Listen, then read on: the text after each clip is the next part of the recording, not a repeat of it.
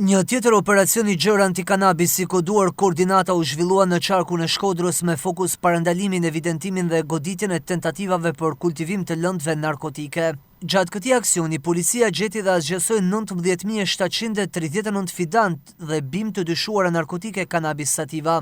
Si rezultati këtyre kontrolleve, nga të gjitha komisariatet në varësi të Drejtorisë Vendore të Policisë së Shkodrës, u gjetën 1094 fidan dhe 18.645 bim.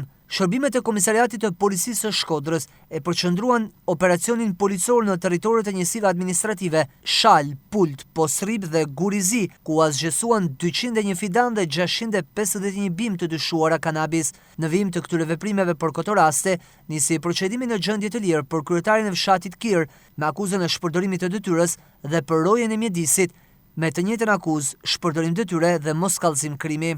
Në Vaun e Dejes, operacioni policor u përqendrua në dy njësitë administrative të Shllakut dhe të Malit, ku asgjësuan 893 fidan dhe 16.700 bim të dyshuara kanabis. Në Puk, operacioni u përqendrua në Çerret, ku asgjësuan 1050 bim. Në Fusharrës, operacioni u ndal në Iball, ku asgjësuan 174 bim, ndërsa në Malësi të Madhe në Shkrel, ku u gjetën dhe asgjësuan 70 bim. Megjithse ky operacion i shtrirë në të gjitha bashkitë e qarkut të Shkodrës angazhoi forcat të shumta të policisë, ajo çfarë mund të thuhet në përfundim të tij është se forcat policore nuk arritën të gjejnë dhe të kapin autorët e kultivimit të këtyre bimëve, puna për të cilën po vijon.